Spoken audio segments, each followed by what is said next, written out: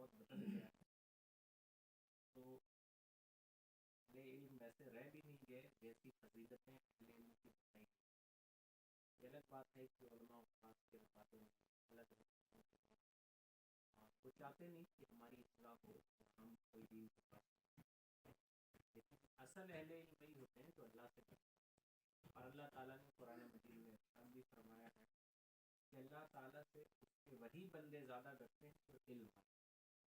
تو عامر بھائی مبارکباد کی ہدایت جس کو دین اسلام سے منسلک ہونے کے بعد آج ہمیں یہ موقع دیا تو دین اسلام کے بارے میں 20-25 منٹ آپ کے سامنے شاید آپ دل لگا کر میری بات کریں. ٹھیک ہے. دین اسلام بہت کامل اور اکمل دین ہے. یہ آدھا ادھورا کچا پکا دین نہیں.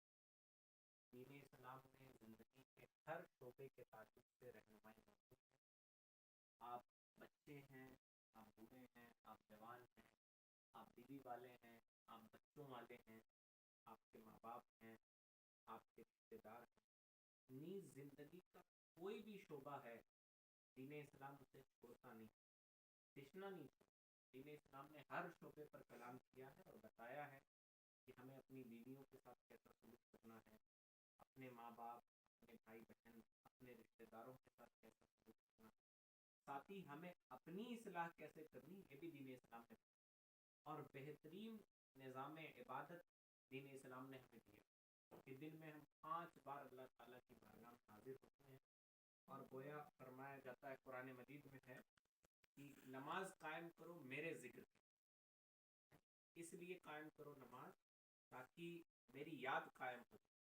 گویا ہم نماز تو پڑھ رہے ہوتے ہیں لیکن ہمارے دل میں, ہمارے سینے میں یہ یاد بہت مستحکم ہو جانی چاہیے کہ ہم جو اٹھ بیٹھ رہے ہیں, یا مثلاً آپ اپنی دکان چھوڑ کر آتے ہیں مسجد میں نماز کے لیے, آپ اپنا کاروبار چھوڑ کر آتے ہیں, ہمارے گھر کی مائیں بہنیں اپنے گھر کے کام چھوڑ کے آتی ہیں, تو اگر ہمارے دل میں کوئی کمی کجی پیدا ہو رہی تھی کہ اللہ تعالیٰ کے حضور کیا حساب دینا ہے, مرنے کے ہمارے جو جذبات, مرنے کے تعلق سے جو ہماری سوچ تھی وہ کمزور ہو رہی تھی, یا یہ کہ مسلمان تو ہمیشہ اپنے آپ کو اللہ کے حضور جواب دہ خیال کرتا ہے کہ ہمیں مر کے اللہ کے حضور جواب دے, اور وہ یاد پختہ ہو جائے کہ تمہیں اللہ کے سامنے جواب دینا ہے, تمہیں یہ دنیا چھوڑ کے ایک دن اپنے مالک حقیقی کے حضور حاضر بھی ہونا, ہمیں اس کی بارگاہ میں موجود بھی ہونا. اور مسلمان ایسی زندگی جیتا ہے کہ کبھی بھی وہ مرنے سے نہیں گھبراتا, ہر لمحہ وہ مرنے کے لیے تیار رہتا. جب نبی علیہ الصلوۃ والسلام سے روایتوں میں ملتا ہے صحابہ قیامت کے بارے میں پوچھتے تھے تو نبی کا سوال ہوتا تھا تم نے موت کی تیاری کتنی کی. تو آپ سوچیں کہ ہم زندگی کا ایک اچھا خاصا حصہ, اس چھوٹے بچے کے علاوہ یہاں موجود سارے لوگوں نے ایک اچھا خاصا حصہ ہم نے زندگی کا گزار دیا ہے, اور ہم موت کے لیے کتنے تیار. یہ دولت, یہ کمانا, یہ کمانا, یہ اٹھنا, یہ بیٹھنا, یہ لوگوں کے بیچ ہماری عزتیں, یہ سب تو دنیا تک ہی محدود ہے. دنیا کے بعد کے لیے ہم نے کیا کما کے رکھا ہے, اور یہ چھوٹی موٹی زندگی نہیں ہے, وہی ہماری اصل ترین زندگی کہ وہاں پہ موت بھی نہیں ہوگی. موت کو بھی مینڈے کی شکل میں ذبح کر دیا جائے گا, اور ہمیشہ ہمیش کی زندگی ہے جہاں ہمیں رہنا ہے. اگر وہاں کی زندگی میں ہم نے ذلت حاصل کی تو ذلت, اور عزت حاصل کی تو عزت, سیدھا سا فیصلہ. اور قرآن مجید نے وہاں کی کامیابی کے بھی قواعد ہمیں بتا دی کہ دنیا میں اچھی زندگی گزارنا ہے, اچھا مسلمان بن کے ہمیں زندگی گزارنا ہے. تو بہرحال دین اسلام نے ہمیں ذاتی طور پہ بھی اچھے طور طریقے سلیقے سکھائے ہیں, ہمیں اپنی اصلاح کیسے کرنی, اور صرف ظاہری کی اصلاح نہیں, دین اسلام باطن کی اصلاح کے بارے میں بھی بات کرتے ہیں کہ آپ کے دل میں جو خطرات گزرتے ہیں دین اسلام اس کی بھی اصلاح کرتا ہے. مثلا میں بیٹھا تھا, اب حافظ عامر صاحب ہیں, یہ تو بڑی ہمت کی بات ہے کہ انہوں نے اپنے گھر میں محفل سجائی ہے, ورنہ دور بہت پرفتن ہے. کوئی اہل علم کیوں اپنے گھر میں محفل سجائے, ہے نا. یہ تو بڑی مطلب ہمت کی بات ہوتی ہے کہ میں مولانا بھی ہوں اور رحمت بھائی سے آ کے کہوں کہ میرے گھر میں دین کی بات. وہ تو ایک عقل سی ہوتی ہے کہ ہم تو خود اپنے گھر میں کر لیں گے, ہمارے گھر میں اس کی کیا حاجت ہے. تو کہنے کا مطلب اسے ہی کہتے ہیں باطن کی اصلاح. میں بیٹھا ہوا تھا, اب حافظ صاحب آئے تو میں ان کے لیے میرے دل میں جذبہ آئے گا, لیکن نبی علیہ الصلوۃ والسلام تو حضرت فاطمہ کے لیے اٹھ جاتے تھے، وہ تو ان کی بیٹی تھی۔ تو اگر ہم ان کے ادب میں کھڑے ہو جائیں یہ سمجھ کے کہ ایمان والے ہیں، اور ایمان بہت بڑا شرف، بہت بڑا شرف اور بہت بڑی عزت ہے، فرمائے گئے مومن کا دل یہ کعبہ شریف سے بھی افضل ہے نا، تو کعبے کے لیے ہم کھڑے نہیں ہوتے۔ تو بہرحال جو آپ کے دل پہ خطرات گزرتے ہیں، دین اسلام اس کی بھی اصلاح کرتا ہے۔ بتانے کا مقصد یہ ہے کہ دین اسلام کچا پکا دین نہیں، آدھا ادھورا دین نہیں، اور نہ ہی یہ آپ کے آدھے ادھورے پن کو پسند کرتا کہ کوئی جمعہ نماز پڑھ لے تو اللہ تعالیٰ اسے پسند کرے گا، کوئی صرف محفلوں میں دین خاموش ادب احترام کے ساتھ بیٹھ جائے اور پتہ چلا شادیوں میں خوب دھوم دھڑاکے ہو رہے ہیں، ہے نا، پتہ چلا جگہ کے دن محفلیں ہوتی ہیں اور شادیوں کے دن ناچ گانے ہوتے ہیں، تو دین اسلام نہ خود ادھورا ہے نہ ادھورے پن کو پسند کرتا، بلکہ اللہ تعالیٰ نے قرآن مجید میں صاف صاف ارشاد فرمایا ہے، یا ایھا الذین آمنوا ادخلوا فی السلم کافہ، اے ایمان والو اپنے دین میں پورے پورے داخل ہو۔ یہ آدھے کچے پن کو دین اسلام پسند نہیں کرتا، ہمیں پورا پورا مسلمان ہو جانا، ہماری عبادتیں بھی دین اسلام کے تقاضوں کے مطابق ہو۔ اگر آپ نے ابھی تک نمازوں کا طریقہ نہیں سیکھا، یہ الگ بات ہے کہ آپ کتنے زمانے سے نمازی، نماز پڑھنا اور ہے اور سلیقے سے نماز پڑھنا یہ اور۔ اگر آپ نے نہیں سیکھا ہے تو ابھی دیر نہیں ہوئی جب تک آپ مر نہیں جاتے، آپ کو چاہیے کہ فوری طور پہ ہم علماء اکرام کی بارگاہوں میں حاضری دے کر اپنی نماز، اپنی عبادتوں کو درست کریں۔ بلکہ ہم نے تو ایسے بھی لوگوں کو جانتے ہیں ہم لوگ کہ جو اس لیے مسئلہ پوچھ لیتے ہیں کہ قیامت کے دن ہماری گرفت نہ ہو۔ مثلا میں نے عطر لگایا اور مجھے پتہ نہیں تھا عطر لگانا جائز ہے کہ نہیں، یا پتہ بھی تھا مجھے عطر لگانا جائز، پھر بھی مولانا صاحب بیٹھے تھے، انہوں نے پوچھ لیا کہ عطر لگانا کیسا، آپ بھی بتا دیں۔ لوگ پوچھتے ہیں کیوں پوچھتے ہیں، علم ہے تو پہلے سے، تو فرماتے تھے کہ ہمیں اللہ کا خوف ہے، ہمارا علم کہیں ناقص اور ادھورا ہوا، انہوں نے کوئی بات بتا دی جس کی وجہ سے ہم گناہ سے بچ گئے۔ میں یہ علماء کی بات کر رہا ہوں، عوام کی بات نہیں کر رہا۔ تو اگرچہ ہم صحیح نمازیں پڑھتے ہیں، ہمیں چاہیے کہ ہم علماء کے پاس جا کے کتنے بار ہم کوشش کرتے ہیں، میں آپ کو بتا رہا ہوں کہ ہم نماز کے ساتھ کتنے ہم مخلص ہیں، کتنے سچے اور کتنے وفادار۔ ہم کتنے بار جا کے امام صاحب کو سورہ فاتحہ پڑھ کے سناتے ہیں کہ امام صاحب سن لیجئے میری سورہ فاتحہ صحیح ہے۔ ہم کتنے بار امام صاحب کے پاس جاتے ہیں کہ کچھ غلطی ہو تو میری درست کرا دیں۔ یہ ساری چیزیں بتاتی ہے کہ ہمارا نماز سے، اللہ سے، اس کے رسول سے رشتہ بہت کمزور ہوتا جاتا ہے۔ دین اسلام یہ صرف دیواروں پہ سجانے کی چیز نہیں، نہ ہی دین اسلام سننے اور سنانے کی چیز، دین اسلام عمل۔ آپ اپنے رب کے ساتھ کتنے لائل اور ایماندار ہیں یہ بہت امپورٹنٹ، اور یہ ایمانداری آپ کے عمل سے ظاہر ہونی چاہیے، آپ کے زبان سے، کہ آپ اپنے علاقوں میں بڑے بڑے پوسٹر لگا لیجئے آئی لو محمد، جس سے آپ عاشق رسول تھوڑی ہو جائیں۔ عاشق رسول ہونے کے لیے جو چیز نبی کے آنکھوں کی ٹھنڈک ہے، اسے صحیح طریقے سے ادا کرنے کے لیے ہم کتنے پریشان ہوتے ہیں، یہ بہت امپورٹنٹ۔ اور ہمارے بڑوں نے تو یہ کہا ہے کہ گھر کی نماز نماز نہیں ہوتی، نماز تو وہی ہے جو جماعت سے ادا کی جائے۔ مردوں کے لیے ہمارے بڑوں نے فرمایا کہ نماز تو وہی ہے جو جماعت سے ادا کی ہے نا۔ اور یہ بات الگ ہے کہ کوئی شرعی عذر ہے، ہم سفر میں تھے یا کہیں اور ہیں، نماز چھوٹ جائے تو نماز چھوٹنی تو یہ تو تصوری مومن کے ذہن میں نہیں ہوتا کہ ہماری نماز چھوٹ جائے، ہے نا۔ اور باقی نماز بہترین طریقے پہ ادا کرنے کے لیے ہم کتنے پریشان ہوتے ہیں، یہ بتائے گا کہ آپ کا آپ کے رب سے رشتہ کتنا مضبوط ہے۔ تو ہمیں اپنی نمازوں کو، اپنی عبادتوں کو درست کرنا چاہیے، اور اپنے بڑوں سے جو علم والے ہیں ان سے یہ سیکھنا چاہیے۔ اور یہ معنی نہیں رکھتا کہ ہماری عمر اگرچہ بڑی ہے، مثلا میری عمر رحمت بھائی سے بڑی، اب ہم رحمت بھائی کے پاس نہ جائیں گے، بے عزتی ہو جائے گی، کیسے ہم جائیں، کیسے ان سے، ہے نا۔ اس میں عزت اور بے عزتی کا مسئلہ، اصل عزت وہ ہے جو قیامت کے دن آپ کو عزت دلاتی ہے، اصل عزت وہی۔ اگر جھک جانے میں اللہ کی رضا ہے تو یقین مانے دنیا کی بے عزتی اس کے سامنے کوئی معنی نہیں رکھتی۔ اگر کوئی چیز سیکھ لینے میں سے اللہ آپ کا راضی ہوتا ہے تو آپ کو دنیا کی ذلت کی کوئی فکر کرنی نہیں، اور حقیقتاً تو وہ ذلت ہے بھی نہیں۔ جب کوئی بندہ کسی عالم دین کے سامنے زانو ادب طے کرتا ہے اور بیٹھ کے اپنا دین سیکھتا ہے تو یہ تو ظاہری چیز ہے جو اسے علم اور کیا کیا حاصل ہوتا رہتا ہے، لیکن جو اس نے نفس کشی کی ہے، اپنے دل کے اس خیال سے اس نے لڑائی کی ہے کہ میں بڑا ہوں، کیا ہوا بڑا ہوں، پھر بھی میں جاؤں گا. مثلا فرحان بھائی ہم لوگ سے بہت بڑے ہیں تمام چیزوں میں، اور وہ آئے ہمارے پاس سیکھنے، تو یہ بہت عظیم بات ہے نا. کیوں؟ ایک تو انہیں سیکھنے کا ثواب ملے گا، دوسرا جو آپ نے اپنے آپ سے لڑا ہے، اپنے خیالات سے آپ نے لڑائی کی ہے، اللہ اس پر بھی اجر عطا فرماتا ہے. ہم جیسے ظاہر بین لوگ تو صرف ظاہر دیکھتے ہیں کہ چلیں یہ بچہ میرے پاس پڑھنے آئے تو صرف بچہ پڑھنے آئے، لیکن اللہ تعالیٰ آپ کے دل کے ان خیالات پہ بھی آپ کو ثواب عطا فرماتا ہے جن سے آپ لڑائی. تو ہمیں بلا تاخیر، بلا دیر کیے جب ہم یہاں سے اٹھیں تو یہ فیصلہ ہم خود ہی کر سکتے ہیں کہ ہم اپنے دین کے ساتھ کتنے ایماندار ہیں. کوئی مولانا اسٹیج سے اس کا فیصلہ نہیں. سیدھی صاحب بات بھائی، آپ کے عمل سے، آپ کے کردار سے جو آپ کا دین جھلکتا ہے ہم اتنا ہی سمجھتے ہیں، لیکن آپ اندرونی طور پہ آپ اپنی نمازوں کو درست کرنے کے لیے کتنے پریشان ہوتے ہیں، کتنا سوچتے ہیں، کتنا سمجھتے ہیں، یہ بہت امپورٹنٹ ہے.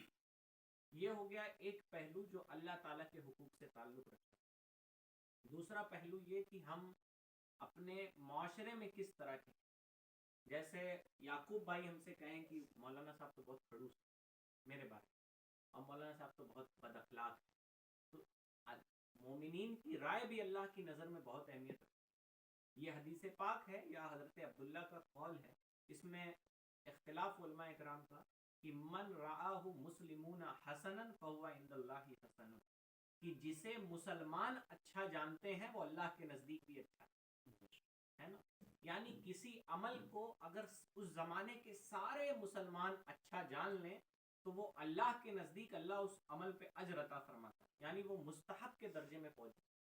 تو مومنین کی رائے یہ نہایت اہم ہوتی. اب یہ بات الگ ہے کہ آپ اپنے دور کے ہر انسان کو راضی نہیں کرتے، تو کوشش کریں جو اللہ کے نیک بندے ہیں وہ آپ سے ناراض نہ ہو، وہ کبھی آپ کے بارے میں بری رائے قائم نہ کریں. بلکہ ہونا تو یہ چاہیے کہ ہم اللہ کے نیک بندوں کے پاس خود جائیں اور ان سے پوچھیں کہ ہمارے اندر کیا کمیاں. ہم نے اپنے بڑوں کا، اپنے اساتذہ کا یہ طریقہ دیکھا ہے کہ وہ ہم جیسوں کو بیٹھا کے پوچھتے تھے میرے اندر تم لوگ کیا کمی دیکھتے، ہمیں بتاؤ.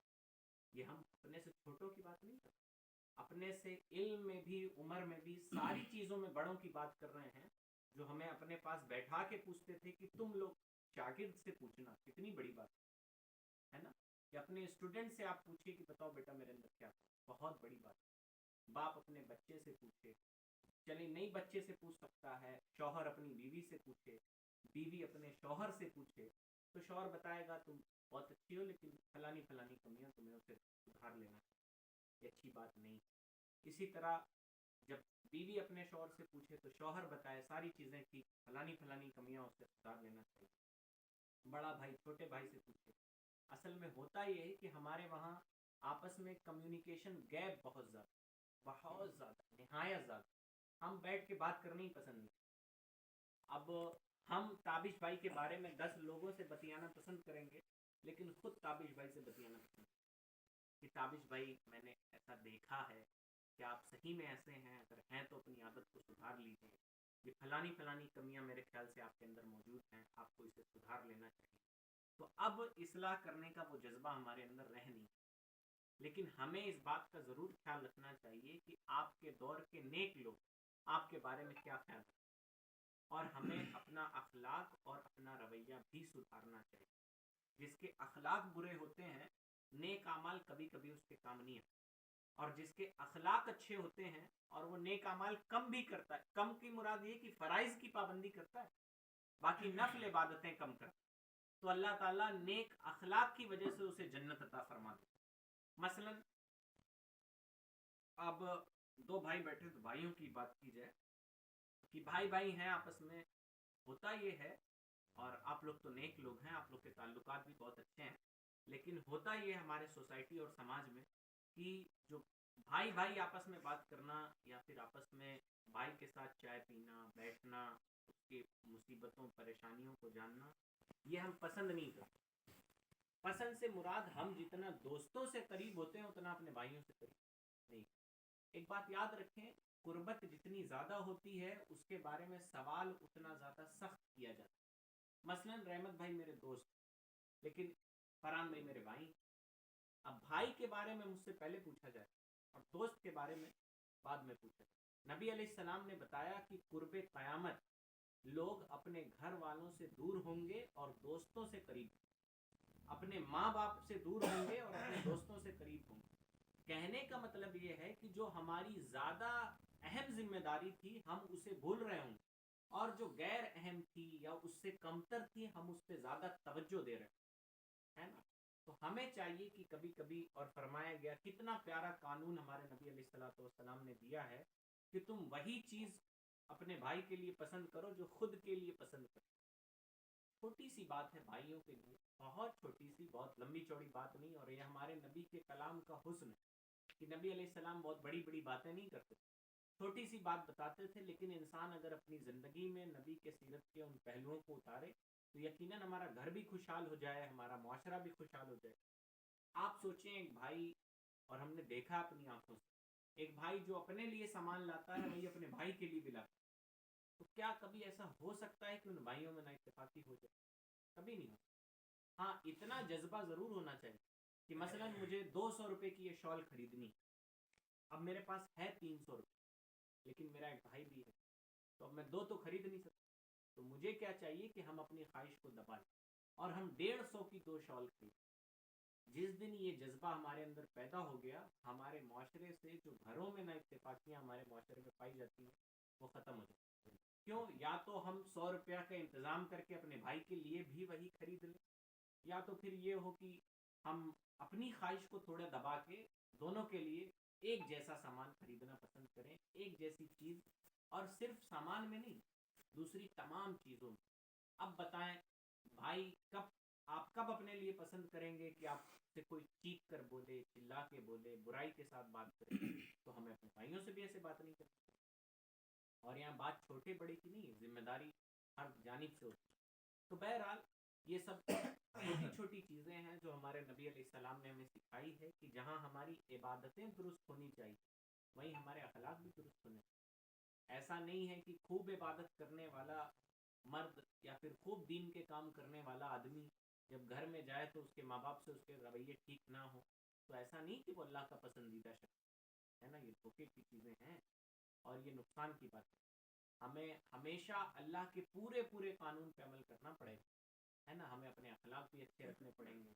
ہمیں اپنے ماں باپ کا، دنیا میں آ کے تو جناب ہم لوگ پھنس بات اصل نہیں ہے نا. ہمیں وہ بھی کام، امتحان تو یہی ہے نا کہ ہم وہ کام کریں جو ہمارے دلوں کو پسند نہیں آتا. ماں کو فون کرنا کسے پسند آتا؟ اچھا لگتا ہے. دوست کو فون کرنے میں مزہ آتا ہے، ہاں بھائی فلانے رحمت کہاں ٹہل، آؤ ملا جائے چائے پیا. کون اپنے ماں کے ساتھ چائے پینا چاہتا؟ کون اپنے بھائی کے ساتھ چائے پینا چاہتا؟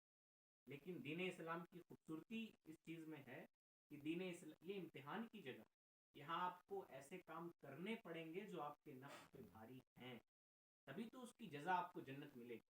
پتہ چلا آپ دین کا وہ حصہ اپناتے ہیں جس میں مزہ آپ کو آتا ہے، جیسے محفلیں ہیں، جلسہ کرنے میں بہت اچھا لگتا ہے کہ نہیں؟ بہت مزہ آتا ہے، تقریر ہوتی ہے رات بھر، ناک ہوتی ہے، لوگ جھومتے جامتے ہیں، اچھا لگتا ہے. یہ دین کا وہ حصہ ہے جو ہمیں پسند آتا ہے. اور دین کا وہ حصہ جو ہمیں پسند نہیں آتا یعنی عمل کر، تو ہم اسے چھوڑ دیتے اگر ہیں تو یہ ہماری بدبختی ہے، اور ہم دنیا میں بھی ذلیل و رسوا ہوں گے اور آخرت میں. جو بھی اللہ کے قانون سے منہ پھرے گا، وہ قولی طور پہ ہو یا عملی طور پہ، وہ پھر دنیا میں بھی ناکام ہوگا اور آخرت میں بھی ناکام ہوگا. تو یہ جناب یہ مشکل چیزیں کہ اپنے گھر والوں سے اچھا سلوک کرنا، اپنے پڑوسیوں سے اچھا. اور نبی علیہ السلام نے تو فرمایا ہے، اب مشہور حدیث پاک آپ نے سنی ہوگی، جو رشتے کاٹے تم ان سے رشتہ جوڑو. کتنی مشکل چیز، کتنی مشکل بات کہ کوئی رشتہ دار آپ کو شادی پہ بھی نہیں بلاتا، کوئی دوسرے تقاریب میں بھی نہیں بلاتا، اس کو بلانا تو مشکل کام ہے. لیکن جناب یہ شہادت گہے الفت میں قدم رکھنا ہے. لوگ آسان سمجھتے ہیں مسلمان. اگر آپ کو دعوی مسلمانی ہے کہ ہاں ہم مسلمان ہیں، تو پھر آپ کو ان مشکل ترین راستوں سے گزرنا پڑے، تب جا کے کہیں آپ کو جنت کی نعمت ملے گی. اور جنت ایسی ویسی جگہ نہیں ہے. فرمایا گیا وہاں ایسی نعمتیں ہوں گی کہ کسی ذہن پہ اس کا گمان بھی نہیں گزرا. یہ تو الگ بات ہے کہ ہم لوگ تقریروں میں بیان سنا ہوگا آپ نے، یہ ہوگا وہ ہوگا. ٹاپ کلاس کی بات یہ ہے کہ جنت میں ایسی نعمتیں ہوں گی کہ ہمارے ذہن ان نعمتوں تک پہنچ ہی نہیں. اس دور میں یہ سائنس کا دور ہے, اس دور کی ٹیکنالوجیاں بھی وہاں تک نہیں پہنچی. کتنے آرام کی بات ہے, ٹھنڈی میں گرمی میں اے سی ہے, کولر ہے, پنکھا ہے, اور جاڑے کے دنوں میں بلوور ہے, کیا کیا نہیں, سارے آرام آسائش کے سامان ہیں ہمارے. لیکن سنیے صاحب, جنت میں اس سے بھی اعلیٰ ترین آسائش کے سامان, اس سے بھی اعلیٰ ترین آرام کے سامان ہوں گے. لیکن وہ جنت ملے گی کب؟ جب آپ دنیا میں اپنی زندگی بہترین راستے پر گزاریں گے, اس راستے سے گزاریں گے جس راستے کو اللہ رسول نے پسند کیا ہے, تب اپنی مرضی کے کام کریں گے تو وہ جنت نہیں ملے گی. یہ بات یاد رکھیں. اور اس دور کا, اس پرفتن زمانے کا ایک بہت بڑا المیہ ہے, اور یہ کمی, یہ نصیحت سب سے پہلے میری ذات کو, کہ ہم دین کے اس حصے پہ عمل کرتے ہیں جو ہمیں پسند ہے. بھائی نماز پڑھنا, دو چار لوگ کہتے بھی ہیں دیکھو کتنا نمازی لوگ, آسان ہے نماز. اچھے اخلاق اختیار کرنا یہ زیادہ مشکل کام. اور دین, آپ اتنے پیارے دین میں رہتے ہیں کہ اللہ کسی بھی اجر کو ضائع نہیں کرتا ہے نا. فرمایا گیا جو کام دنیا میں جتنا مشکل ہوگا, قیامت میں اس کا اجر اتنا زیادہ. اب پتہ چلا کہ ہم یہاں سے, فرحان بھائی کا گھر قریب ہے مسجد سے, وہ آتے ہیں, آپ کا گھر دور ہے, کربلا گئے, ادھر گئے, پھر پہنچے, تو اجر آپ کو اللہ تعالیٰ زیادہ ہے نا. یہ فرحان بھائی نہیں جانتے, یہ آپ جانتے ہیں اور آپ کا رب جانتے ہے نا. آپ مشکل پریشانی میں نماز پڑھتے ہیں, ٹھنڈی میں جو شخص صبح اٹھے اور ٹھنڈے پانی سے وضو کرے, اور ایک شخص گیزر کے پانی سے وضو کرے, کون جانتا ہے کس نے کس پانی سے وضو کر کے مسجد میں آئے. لیکن اللہ تو دیکھ رہا ہے, آپ جس کے لیے کام کر رہے ہیں, مصیبتیں اٹھا رہے ہیں, وہ رب تو سب کچھ جانتا ہے نا. وہ آپ دل میں ایک بار سونے کی خواہش بھی آ گئی نا, کہ نرم نرم بستر ہے اس زمانے کے.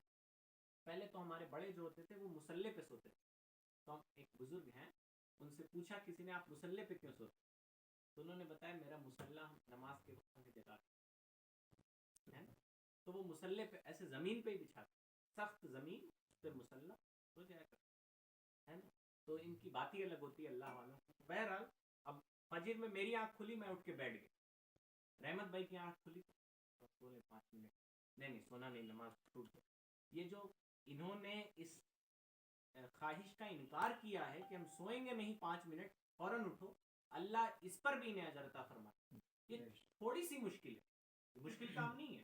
آپ کے دل میں آئے 5 منٹ سو لو, نہیں اٹھ جاؤ, اٹھ گئے, کتنا مشکل کام ہے. اللہ اس پہ بھی اجر آپ کو عطا فرمائے. تو یہ نہ سوچئے گا کہ آپ اللہ کے لیے تھوڑا سا, اور ہمارے صوفیاں فرماتے ہیں کہ تم سمجھانے کے لیے کہتے ہیں, اللہ ویسے قرب و بوجھ سے پاک, یعنی قریب ہونے اور پاس ہونے سے پاک. اگر آپ اللہ کے لیے عبادتیں زیادہ کرتے ہیں تو کہا جاتا ہے ہماری زبان میں کہ آپ اللہ کی بارگاہ میں زیادہ قریب ہیں. لیکن اللہ تعالیٰ قریب ہونے اور دور ہونے سے پاک.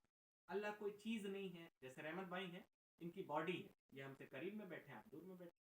اللہ کوئی جسم نہیں ہے نا. ہمارے وہاں جو قریب اور دور کہا جاتا ہے کہ فلانا دین سے دور ہے, فلانا اللہ سے دور ہے, مطلب وہ نمازیں وغیرہ نہیں پڑھتا ہے نا. کوئی دین سے قریب, اللہ سے قریب ہے, مطلب اچھے کام زیادہ کرتا. فرمایا جاتا ہے اگر کوئی اللہ کی طرف ایک قدم بڑھاتا ہے تو اللہ کی رحمت اس کے طرف 100 قدم سے اللہ تعالیٰ اس کا استقبال کرتا. اپنی رحمت, کوئی ایک نیکی کرتا ہے چھوٹی سی, اللہ تعالیٰ 100 رحمتوں کے ساتھ اس کا استقبال کرتا ہے. اس مثال کو یوں سمجھ کہ آپ نے چھوٹی سی کوشش کریں گے اگر آپ اللہ تعالیٰ کی طرف قدم بڑھانے کے, اپنے دین کے طرف قدم بڑھانے کا, تو اللہ تعالیٰ کی بارگاہ میں جو آپ کا رتبہ ہوگا وہ کامل ترین ہوگا. عام سے لوگ ہوتے ہیں, آپ ان سے دعا کے لیے کہہ رہے ہوتے ہیں, اللہ کے نیک بندے ہوتے ہیں, عالم علماء ہوتے ہیں, کیا کیا انہوں نے دنیا میں؟ وہ بھی چاہتے تو دنیا میں آتے اور دنیا میں ہی رہ جاتے, یعنی کمانا, کھانا, سونا, اٹھنا, بیٹھنا. انہوں نے بس اللہ کی رضا کے لیے فنا ہو جانے والی دنیا کو چھوڑ دیا. لذتیں صاحب کتنے دیر تک رہ جاتی, کھانے کی لذتیں کبھی. انہوں نے تو ایک آسان سی چیز, دھوکے باز تو ہم لوگ ہیں, نقصان میں تو ہم لوگ ہیں جنہوں نے ابدی نعمتوں کو چھوڑ دیا, یعنی ہمیشہ رہنے والی نعمتوں کو چھوڑا ہم نے. ہم سمجھتے ہیں کہ مولانا صاحب یہ بڑے نقصان میں ہے نا, دنیا دار ہوتے تو ان کے پاس پیسہ ہوتا, گاڑی ہوتی, اچھا لباس ہوتا. جناب نقصان میں ہم آپ جیسے لوگ ہیں جنہوں نے اللہ کی بارگاہ کو چھوڑ دیا. اس کی بارگاہ سے جو نعمتیں ملتی ہیں, آپ نے دیکھا ہوگا مولانا کے پاس وقت کا بڑا سے بڑا امیر بھی جاتا, ہاتھ جوڑ کے کھڑا رہتا, مولانا صاحب تو ہے نا. ہمارے پیر صاحب ہے مولانا احمد رضا مجددی, ان کے وہاں بڑے بڑے، میں نے پڑھا ہے کتابوں میں کہ منتری لوگ آتے ہیں کہ دعا کر دیجیے کامیاب، اور وہ چاہتے ہیں ان کے منہ سے نکل جائے کہ جا تو کامیاب ہو جائے، ایک جملے کے لیے ترستے ہیں صاحب۔ آپ کا رتبہ، اگر آپ کا رشتہ آپ کے رب سے اگر مضبوط ہے تو لوگ آپ کی زبان کے ایک جملے کے لیے ترسیں گے کہ فلانے صاحب میری دعا پہ آمین کہہ دیتے تو کیا بات ہے نا، فلانے میرے گھر دعوت کو قبول کر لیتے تو کیا بات ہے نا، میرے گھر کا کھانا کھا لیتے تو کیا بات ہے نا۔ اور آج ہم آپ اللہ والوں کے لیے چاہتے ہیں کہ نہیں کوئی عالم دین میرے گھر آ جائے، کوئی اللہ والا میرے گھر آ جائے، اور ہم لوگ تو ابھی عامر بھائی نے میسج کیا تھا کہ چلا جائے گا حضرت سے ملنے، کیا دیں گے حضرت ہم؟ ظاہری طور پہ تو کچھ نہیں دیں گے، لیکن اللہ والے ہیں، ہمیں کیا ان سے واسطہ، ٹوٹا پھوٹا گھر ہے، ایسے بیٹھے رہتے ہیں، درویش لوگ کیا مل جائے گا؟ کہنے کا مطلب یہ ہے کہ ہم سمجھتے ہیں کہ وہ علماء یا وہ اللہ والے نقصان میں ہیں یا بے وقوف ہیں، اصل بے وقوف ہم ہیں جو ہمیشہ رہنے والی نعمتوں کو ٹکرا دیں، اور یہ نعمتیں بہت مشکل سے نہیں ملتی۔ دین اسلام یہ نہیں کہتا ہے کہ آپ شادی مت کیجئے، آپ سنیاس لے لیجئے، دین اسلام کہتا ہے تم نکاح کرو، ہمارے مذہب میں تو نکاح آدھا ایمان ہے، کتنا پیارا دین ہے، لیکن جب تم شادی کر کے اپنی بیویوں کو لانا تو نبی فرماتے ہیں کہ تم اپنی بیویوں کے بارے میں اللہ سے ڈرتے ہو۔ دین اسلام بس یہی چاہتا ہے کہ آپ رشتہ داری بھی رہیے، آپ کسی کے بھائی بھی رہیے، بہن بھی رہیے۔ دین اسلام، ابھی حال ہی میں کمبھ کا میلہ لگا تھا، میں نے 14 کی بچیوں کو دیکھا تھا کہ وہ اپنا گھر دوار چھوڑ کے جا رہی تھیں، سنیاس لے رہی، پر کیا بن رہی تھی پتہ نہیں کیا کرتی، موچ اور پتہ نہیں کیا کرتی۔ دین اسلام چاہتا ہے کہ آپ شادی بھی کریے، بیاہ بھی کریے، ہاں کہتا یہ ہے کہ آپ ان سے بدتر، آپ اچھے اخلاق والے رہیے، یعنی اپنی بیوی کے ساتھ اچھا سلوک کیجیے، اپنی ماں کے ساتھ اچھا سلوک کیجیے، اپنے بھائیوں رشتہ داروں کے ساتھ اچھا سلوک کیجیے، اپنے دیگر لوگ جو آس پاس پڑوسی ہیں ان کے ساتھ اچھا سلوک کیجیے۔ دین اسلام بس چاہتا ہے تو پہلی بات کہ اپنی عبادتوں کو درست کیجیے، نمازیں وغیرہ اگر پڑھتے بھی ہیں تو انہیں مزید بہتر کرنے کی کوشش کیجیے، اس میں صرف ظاہری مسائل نہیں، باطنی مسائل بھی ہوتے ہے نا۔ کسی آپ ایسے عالم دین کے پاس بیٹھیے جو باطنی، وہ آپ کو بتائیں گے کہ آپ کو نماز پڑھتے وقت، یہ آپ نے سنا ہوگا مشہور بات ہے کہ آپ یہ خیال کیجئے کہ ہم اللہ کو دیکھ رہے ہیں، اور اگر آپ اس درجے تک نہیں پہنچے ہیں تو کم سے کم یہ خیال کیجئے کہ اللہ آپ کو دیکھ رہا ہے نا۔ اچھا ہم سوچ نہیں پاتے، سوچتے بھی ہیں تو بہت سارے وسوسے آتے ہیں کہ اللہ کیسے دیکھ رہا ہے، تو بس ایک ہی جواب کہ یہ ساری چیزیں ہماری سمجھ سے اوپر کی بات، اللہ کی ذات بہت بلند، بس ہم یہ جانتے ہیں کہ وہ ہمیں دیکھ رہا ہے، کیسے دیکھ رہا ہے، کیا دیکھ رہا ہے، یہ سب ہم نہیں جانتے، بس اللہ دیکھ رہا ہے اور ہم اس کی بارگاہ میں حاضر۔ جو نماز آپ نے اس جذبے کے ساتھ پڑھی ہے اس نماز کی برکتی الگ کہ ہم اللہ کی بارگاہ میں حاضر۔ ہم تو یہ سمجھتے ہیں کہ مسجد کے پہلے صف میں ہیں، دوسرے صف میں ہیں، تیسرے صف میں ہیں، اپنے مصلے پہ ہیں، اپنے گھر میں ہیں، یہی سمجھ کے تو ہم نمازیں پڑھتے ہیں۔ کب ہمارے دل میں اتنا خشوع پیدا ہو گیا کہ ہم نے یہ سوچا ہے کہ ہم اللہ کی بارگاہ میں حاضر؟ جس دن ہم نے ان جذبوں کے ساتھ نمازیں پڑھنا شروع کیا اس دن کی بات ہی الگ ہوگی، اور وہ نمازیں آپ کو یقیناً بے حیائی اور برے کاموں سے روکے۔ تو پہلی بات کہ اپنے عبادتوں کو درست کیجیے، ان کے مسائل سیکھیے، اور دین اسلام چاہتا ہے، اور مشہور بات ہے کہ قبر، ماں کی گوشت سے لے کر قبر کی غور تک علم دین حاصل کریں۔ تو ہمیں چاہیے کہ ہم نیک لوگوں کے پاس بیٹھیں، ان کی صحبتوں میں جائیں اور ان سے اپنے دین کے بارے میں جاننے کی کوشش کریں۔ دوسری بات، ہمیں اپنے رویے بہت اچھے کرنے کی ضرورت ہے۔ یقیناً کسی مسلم گھر میں، کسی مسلم علاقے میں اگر کوئی غیر مسلم چلا جائے تو ہمارے رویے دیکھ کے شاید وہ کبھی مان، ہمارے رویے ایسے ہو۔ مسلم علاقوں کے کیا حالات ہیں ہم لوگ، عامر بھائی تو اور اچھے سے جانتے ہیں، آپ لوگ بھی جانتے ہوں گے مسلم علاقوں کے کیا حال ہیں، مسلم گھروں کے کیا حال ہیں۔ تو ہمیں چاہیے ہم دوسروں کو دکھانے کے لیے نہیں، ہم اپنے بھائی سے اس لیے اچھا سلوک نہیں کریں کہ میرا بھائی خوش رہے گا تو پیسہ دیتا رہے گا، بلکہ اس لیے اچھا سلوک کریں کہ اللہ کی رضا اسی میں ہے۔ آپ اللہ کا 1000 بار بھی شکر ادا کیجئے تو کم ہے کہ اگر آپ اپنے بھائی سے مسکرا کے بات کرتے ہیں تو اللہ اس پہ بھی ثواب عطا فرماتا ہے۔ دنیا کا کوئی ایسا مذہب ہے جو آپ کو اپنے بھائی سے مسکرا کے ثواب، بات کرنے پہ آپ کو اجر عطا فرماتا ہو؟ دنیا کا کوئی ایسا مذہب ہے جو اپنی ماں کی طرف دیکھنے پر آپ کو کامل حج اور عمرے کا ثواب عطا فرماتا ہے؟ کوئی مذہب نہیں ہے صاحب۔ تو اللہ کا 1000 بار بھی شکر ادا کیا جائے تو کم ہے کہ اگر ہم اپنے دوستوں سے، پڑوسیوں سے، بیویوں سے، ماؤں سے، بھائی بہنوں سے اچھا سلوک کرتے ہیں تو اللہ ہمیں ثواب عطا فرماتا ہے۔ تو ہمیں چاہیے کہ ہم اپنے رویوں کو اچھا کریں ہم اللہ کے حقوق کو بھی پابندی کے ساتھ ادا کریں، اور یہ سب اللہ کا حق ہے کہ ہم جھوٹ، غیبت، چغلی، برائی، ایک دوسرے کا عیب اچھالنے، ان تمام چیزوں سے بچیں۔ یہ سب اللہ تعالیٰ کے احکام ہیں اور ان کی پابندی ہمارے اوپر ضروری ہے۔ اور یہ بات بتا بھی دیں، بڑوں کا حکم بھی ہے کہ یہ بھی بات بتائیے جہاں محفل میں جائیے کہ ہمیں یہ برائی ہمارے اندر آ گئی ہے کہ ہم دوسرے مسلمان بھائی کا عیب بہت زبردست اچھالتے ہیں۔ اصل میں ہم ہو گئے ہیں جج۔ جیسے اتنی اچھی باتیں ہم نے سنی، اب ہم نے تقریر کی سنی، تو ہم یہ چاہیں گے کہ فرحان بھائی جا کے سب سے پہلے علم حاصل کریں، خود نہیں حاصل۔ اور جو لوگ ہمارے ماتحت ہیں، جیسے بچہ بابو ہے، تو یہ چاہیں گے یہ جا کے پڑھے نماز، ابا بھلے نہ پڑھے، اماں بھلے نہ پڑھے۔ تو آپ کو کرداری طور پہ دعوت دینی ہوگی دین اسلام۔ یعنی اگر آپ چاہتے ہیں کہ آپ کا بچہ نمازی ہو جائے تو پہلے خود اس کے سامنے 40 دن تک نماز پڑھی، انشاءاللہ آپ کو کہنا بھی نہیں پڑے تو نمازی ہو جائے۔ اگر آپ چاہتے ہیں آپ کا بچہ جھوٹا نہ ہو تو کبھی اس کے سامنے جھوٹ نہ بولیے، اور اللہ کی رضا کے لیے جھوٹ نہ بولیے، اس کی برکت ہی الگ ہے نا۔ کوئی نہیں دیکھ رہا ہوگا تب بھی آپ کو لطف آئے گا۔ تو بہرحال ہمیں چاہیے کہ ہم کرداری طور پہ مسلمان بنیں اور ایک دوسرے کے عیب پوشی کریں۔ جیسے اب امام صاحب کو تو یہ زیادہ، مولانا لوگوں کو زیادہ جھیلنا پڑتا ہے۔ وہ مولانا افروز صاحب ہیں اور وہ کہتے ہیں کہ مولانا کو باہر والوں کے بھی تانے سننے پڑتے ہیں اور اندر والوں کے بھی تانے سننے پڑتے ہیں۔ کبھی کبھی تو ہمارے ساتھ بیٹھے ہوئے لوگ کہتے ہیں مولانا لوگ بیٹھے ہی ایک مولانا کے ساتھ رہے ہو کہتے ہیں۔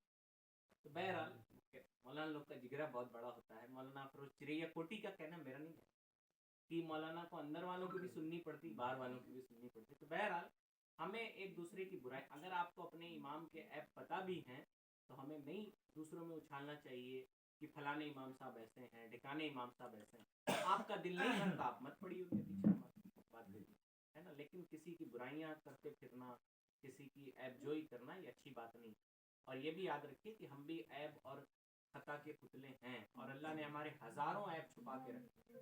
اور کتنا پیارا دین ہے، کہتا ہے کہ اگر تم اپنے مسلمان بھائی کے عیب چھپاؤ گے تو اللہ تعالیٰ قیامت کے دن تمہارے عیب چھپائے۔ قیامت کا دن بہت سخت دن، جہاں آپ کا عیب اگر ظاہر ہو جائے تو صرف یہ نہیں کہ رسوائی ہوگی، آپ کو اس پہ سزائیں بھی دی جائیں گی۔ اور اس دن اللہ تعالیٰ اس شخص کے عیب چھپائے گا جو شخص دنیا میں اپنے مسلمان مومن بھائی کے عیب چھپائے، جان گیا کہ فلانا بہت جھوٹا ہے، لیکن کسی سے کہتا نہیں ہے جھوٹا ہے نا، بلکہ بستا ہے۔ ہاں اگر اس کے استاد، اس کے ماں باپ سے کہا جائے تو الگ بات ہے، بری نیت ہماری نہیں ہے، فلانے کی کریڈٹ خراب کرتے ہیں۔ وہ مولانا خالد صاحب کہتے ہیں کہ ہم لوگ بہت ظالم لوگ اور ایک جملے میں کسی کی شخصیت ختم کر کے رکھ دیتے۔ جیسے رحمت بھائی ہیں، ان کے اندر کوئی برائی نہیں، اس لیے ان کی مثال ہے۔ یہ رحمت بھائی ہیں، ان کے اندر ساری اچھائیاں ہیں، لیکن مان لیجئے مثلا یہ کہ کھاتے بہت زیادہ، کھا نہیں پاتے بیچارے، اس لیے بتا رہے ہیں۔ جاتے تو ہیں کہ کھائیں گے زبردست طریقے سے، لیکن 2 روٹی میں حالت خراب ہو جاتی ہے۔ بہرحال کھاتے بہت زیادہ ہیں۔ اب ساری سینکڑوں اچھائیاں ان کے اندر ہوں گی، لیکن ایک جملہ ہم کہتے ہیں ارے وہ فلانا مولانا، اور مولانا لوگ کے ساتھ تو یہ ٹیگ جڑتا ہے۔ کہیں ہم لوگ جاتے ہیں رحمت بھائی اور کم کھاتے ہیں تو کہتے ہیں زندگی میں ہم لوگوں نے پہلا مولانا دیکھا ہے جو کم کھاتا ہے۔ ارے اللہ اس کو کھلانے والا ہے، تم کیوں چکر میں پڑے ہو؟ ہاں کہتے پہلا اچھا مولانا کم کھائے تو بھی دقت، کہ پہلے مولانا آپ ہیں جو کم کھا رہے ہیں، آپ بھی کھائیے ٹھوس ٹھوس کے، اور مولانا زیادہ کھائے تب بھی دقت، کیا کرے بیچارہ مولانا۔ تو بہرحال اصل میں مولانا لوگوں کے لیے دنیا ہوتی نہیں ہے نا، یہ بس ہمیں اللہ ہی اللہ کرنا چاہیے اور دنیا کا مطلب رکھنا بھی ہے نا۔ یہ مولانا لوگوں کو نصیحت ہے بالخصوص کہ ہمیں اللہ ہی اللہ کرنا چاہیے، اور دنیا کسی کی نہیں، جو اس کے پیچھے دن رات بھاگتے ہیں ان کی بھی حقیقت تو یہ، ورنہ آپ چاہیں تو بھاگ کے دیکھیں، دیکھیے کتنی دنیا آپ کے ہاتھ میں ہے نا۔ دنیا کسی کی سگی ہوتی نہیں۔ تو جتنے جلدی ہم اپنے رب کی طرف رجوع کریں گے، اپنے اعمال کو، اپنے اخلاق کو اچھا کریں گے، اتنی ہمارے لیے بھلائی۔ اور کہیں خدا نہ خواستہ اسی غفلت میں، انہی برائیوں میں ہمارا انتقال ہو تو یاد رکھیں آخرت کی منزل بہت سخت، نہایت سخت۔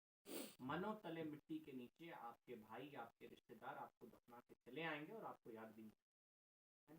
وہ تو رواج ہے، اور ہم اہل سنت سے تعلق رکھتے ہیں کہ ہمارے وہاں تھوڑا موڑا لوگ پڑھ کے بخش دیتے، ورنہ غیروں کے وہاں تو کوئی فاتحہ پڑھنے بھی نہیں جاتا، لوگوں نے تو اسے بھی شرک کیا۔